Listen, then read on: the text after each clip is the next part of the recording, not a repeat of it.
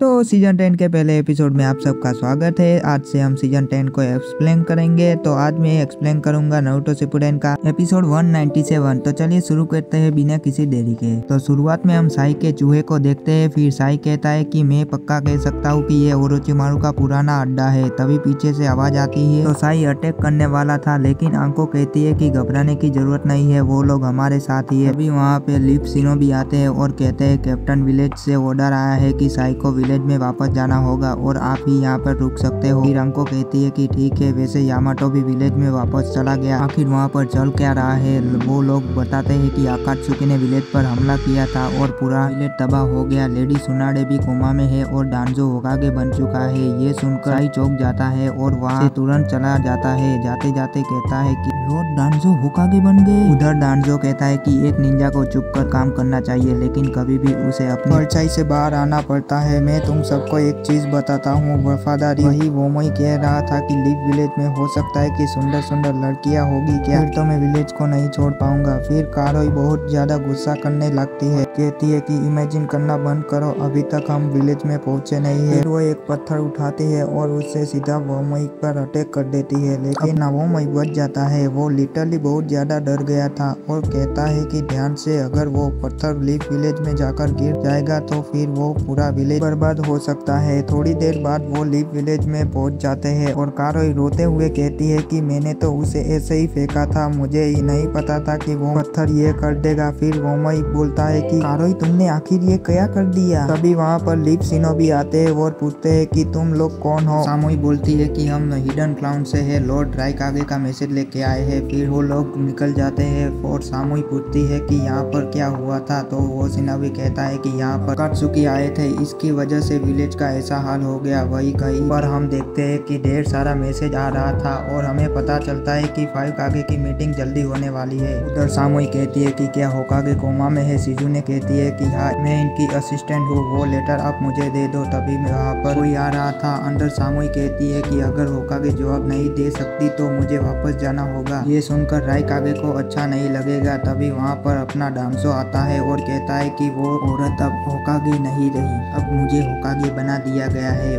वो लेटर मुझे दे दो, मैं उसका जवाब दूंगा। तो वो लेटर डांजो को देती है और फिर वो कहता है सासुके। तब यहाँ तक बात पहुँच गई। उधर किबा जाता है ककाशी के पास और वो उन्हें बताता है कि लेडी सुनाडे अब होकागे नहीं रही, 6 होकागे कोई डांजो नाम का बंदा है। ये सुनकर साकुरा और नारुतो थोड़े घबरा जाते हैं। फिर किबा कहता है कि और सिर्फ इतना ही नहीं, डांजो ने सासुके को एक भगोड़ा घोषित कर दिया है और उसे मारने के ऑर्डर्स भी दे दिए हैं। जिसके बाद नारुतो और साकुरा काफी गुस्सा करने लगते हैं और वो डांजो से बात करने जा रहे थे, लेकिन ककाशी उन्हें रोकता है और कहता है कि तुम्हें क्या लगता है डांजो तुम्हारी बात ऐसे मान लेगा, उल्टा वो तुम्हें जेल में डाल देगा, इसके बाद तुम कुछ भी नहीं कर पाओगे। वही डांजो साई को ऑर्डर देता है कि अगर तुम्हें कुछ भी गड़बड़ दिखाई दे तो तुरंत आकर मुझे रिपोर्ट करना। फिर से साई डांजो से पूछता है कि आपने नारुतो के लिए क्या सोचा है। फिर डांजो कहता है कि अभी नारुतो विलेज का हीरो है, अगर हमने कुछ किया तो ये मेरी कुर्सी के लिए अच्छा नहीं हो सकता है, लेकिन होकागे होने के नाते ये मेरा फर्ज है कि मैं उस पर नजर रखूं। अभी के लिए तुम जाओ। हम देखते हैं कि नारुतो और साकुरा जाते हैं साई के पास और उसे डांजो के बारे में पूछने लगते हैं, लेकिन साई उन्हें बताने से मना कर देता है। फिर साकुरा कहती है तो अब क्या तुम डांजो की तरफ हो। तो साई कहता है कि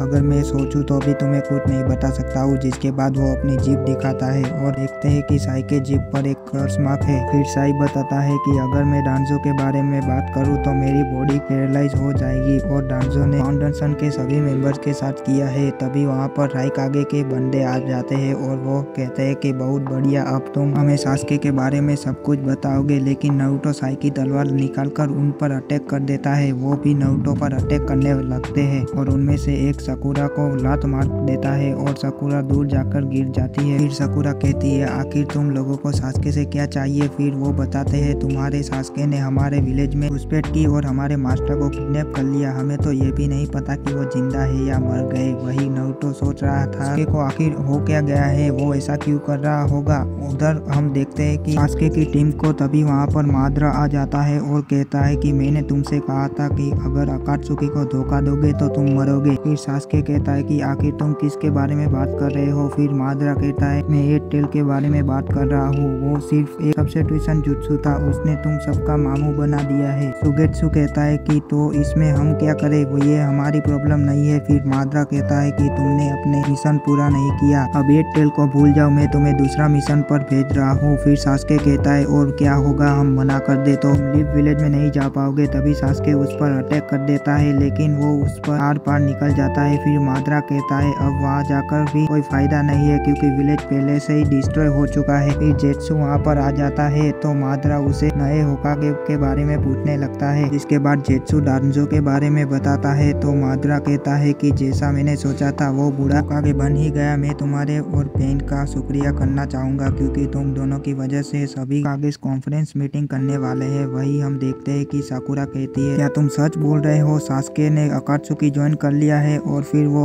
रोने लगती है और वो लड़की कहती है तुम क्यों रो रही हो, तुम्हारे रोने से किलर भी वापस नहीं आ जाएगा। फिर नारुतो कहता है अकात्सुकी जिंजिरिको को मारते नहीं, वो उन्हें जिंदा पकड़ते हैं। सास्के के बारे में भूल जाओ और अपने मास्टर को बचाने में ध्यान दो। फिर वो लड़की कहती है ठीक है तुम हमारे साथ चलो, और वैसे तुम्हारा नाम क्या है। और नारुतो कहता है मेरा नाम है नारुतो उजुमाकी। और फिर ये एपिसोड वहाँ पर खत्म हो जाता है। अगर वीडियो अच्छी लगी हो तो लाइक कर देना और मिलते हैं बहुत ही जल्दी किसी नेक्स्ट एपिसोड में। Thanks for watching.